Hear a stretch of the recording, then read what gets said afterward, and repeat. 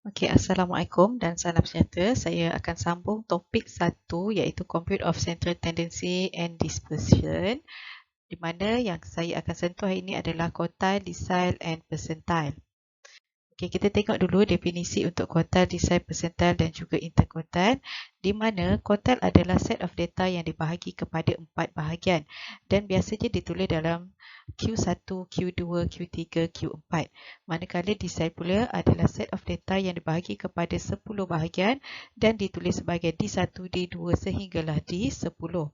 Dan percentile pula adalah set of data yang dibahagi kepada 100 bahagian dan ditulis sebagai P1 hinggalah P100. Manakala interquartile adalah perbezaan di antara quartile yang pertama dan juga quartile yang ketiga, dan untuk mendapatkannya kita perlu tolakkanlah, iaitu quartile ketiga tolak dengan quartile yang pertama. Okey, kita tengok example yang pertama. Determine Q1, Q2, D8, P20 and the interquartile range for the data series. Okey, kat sini kita ada ungroup data ataupun data tidak berkumpulan. Jadi langkah pertama kita perlu susunkannya dalam kedudukan menaik. Okey, kita susunkan. Jadi saya susunkan dalam kedudukan yang menaik. Okey, kemudian kita kirakan bilangan data ni. Bilangan data ni iaitu 1, 2, 3, 4, 5, 6, 7, 8, 9, 10. So, N-nya adalah 10. Okey, next kita gunakan formula tadi untuk tentukan kedudukannya.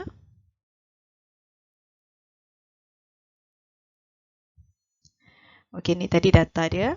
Okey, so kita tengok. Okey, ini adalah formulanya iaitu A over 4 N plus 1, di mana A ni adalah quartile yang keberapa. Kalau soalan tu quartile pertama, maksudnya A tu adalah 1 dan N tadi yang kita dapat N sama dengan 10. So Q1 sama dengan 1/4, 10 tambah 1 sama dengan 2.75, dan bila kita bundahkan dia menjadi 3, iaitu quartile pertama berada pada kedudukan yang ketiga. Kedudukan pertama, kedua, ketiga. Okey, so quartile pertama nilainya adalah 3. Okey, next kita tengok soalan seterusnya. Kita nak dapatkan quartile yang kedua. So, bila quartile kedua, A dia kita gantikan dengan 2. So, kita gunakan formula tadi untuk dapatkan kedudukan quartile dan kita dapat 5.5. Okey, untuk 5.5, kedudukan 5.5 kita tak perlu bundahkan sebab kedudukan 5.5 berada di tengah-tengah. Kita tahu di tengah-tengah kan?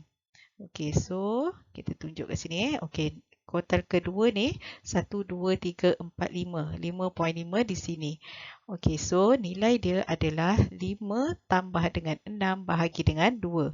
So nilai quartile kedua 5 tambah dengan 6 bahagi dengan 2. So kita dapat 5.5 untuk quartile kedua. Kita tengok pula soalan seterusnya iaitu kita nak dapatkan decile ke-8. So A kita tukarkan kepada 8. So kita dapat decile ke-8 kedudukannya adalah pada 8.8 ataupun bersamaan dengan 9. So kita tengok item yang ke-9. Item yang ke-9 iaitu D8, D8 ni kita dapat 8. So kita tuliskan D8 ataupun decile ke-8 nilainya adalah 8. Okey, untuk percentile pula, percentile yang ke-20, so A kita tukarkan kepada 20, kita gunakan formula percentile. Okey, so kita dapat kedudukan percentile adalah 2.2 ataupun bila dibundahkan iaitu berada pada kedudukan yang kedua. Okey, kita tengok kedudukan kedua kat sinilah 1, 2. So nilainya adalah 3. Okey, soalan yang terakhir iaitu kita nak dapatkan interquartile. Interquartile formulanya adalah Q3 tolak dengan Q1. Okey, so daripada soalan-soalan yang kita jawab tadi, kita tak tahu lagi Q3 berapa. So kita dapatkan nilai Q3 gunakan formula ni. Okey, so kita gantikan quartile A tadi dengan 3. So kita dapat kedudukan quartile yang ketiga adalah pada kedudukan yang ke-8. Okey, so Q3 pada kedudukan ke-8 nilainya adalah 7. Next, interquartile formulanya adalah Q3 tolak dengan Q1. So, kita dapat 4. Kita sambung pada quartile, decile and percentile bagi group data. Iaitu kita boleh gunakan dua kaedah, sama ada kita nak gunakan Ogive solution ataupun kita nak gunakan formula solution. Okey, kita tengok ini adalah formula-formula bagi kuartil, desile dan juga persentil. Bagaimana kita nak tentukan kedudukannya. So, kita kena gunakan formula ni lah, formula yang diberi ni. Dan next, kita tengok ini adalah formula. Kalau tadi bagi data tidak berkumpulan, kita boleh tentukan daripada susunan data. Okey, untuk data berkumpulan ataupun grup data, kita perlu gunakan formula ni.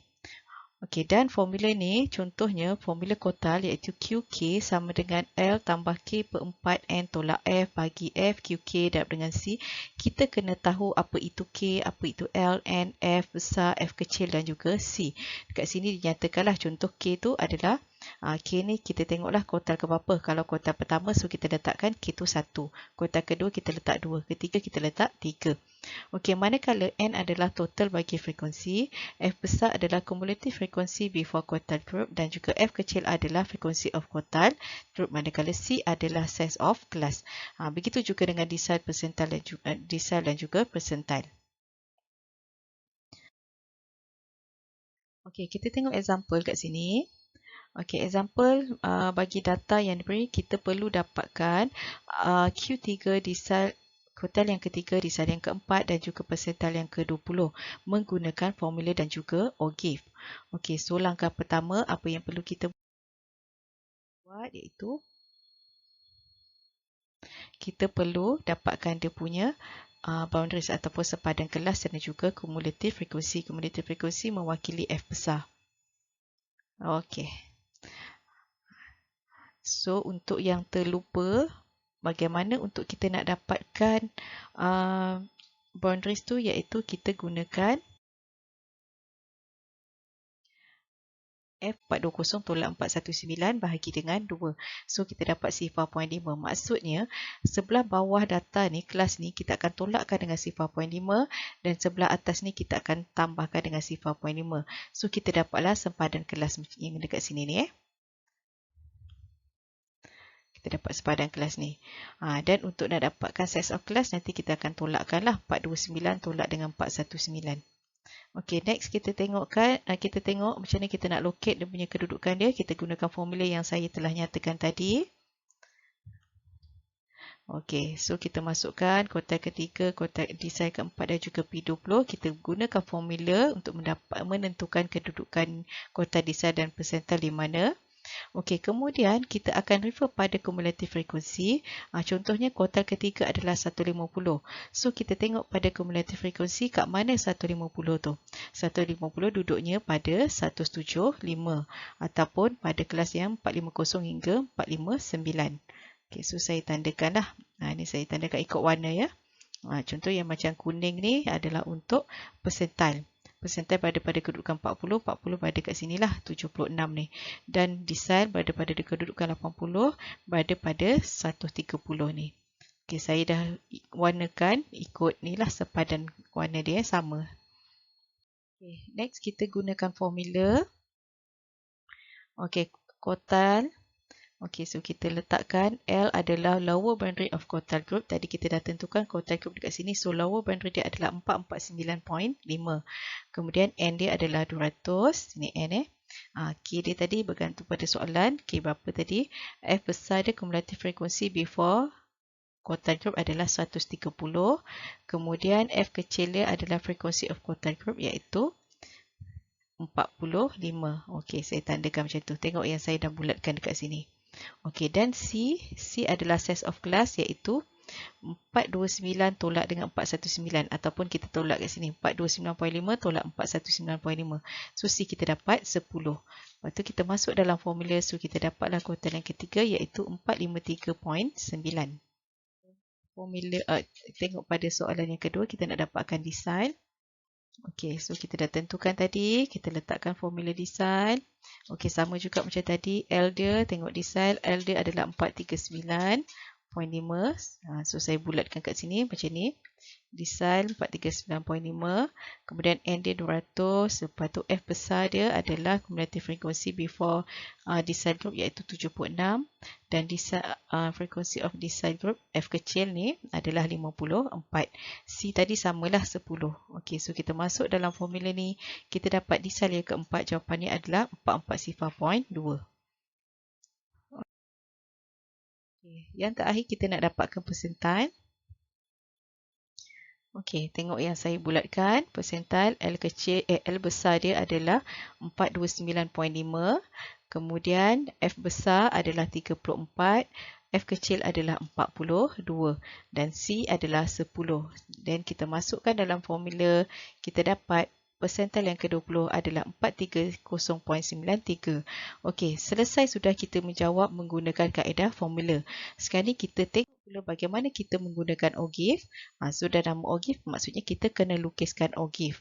OGIF kita perlukan sempadan kelas, boundaries ni kita perlukan, dan juga cumulative frequency.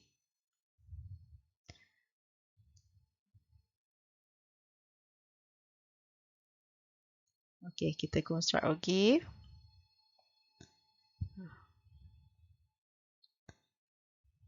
Okey. So, kita masukkan data kat sini.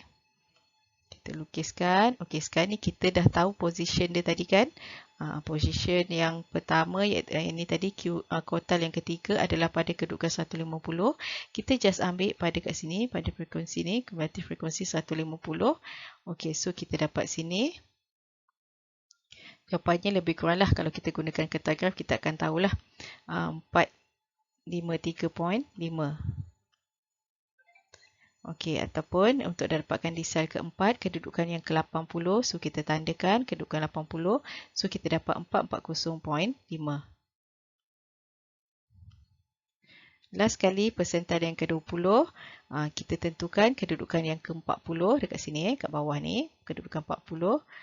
Okey, so kita dapat jawapannya adalah lebih kurang 431. Okey, ini adalah kaedah menggunakan OGIF. Itu saja untuk topik kotal disal dan juga persental. Okey, boleh cuba latihan ni. Okey, dan boleh bertanya jika ada soalan. Terima kasih.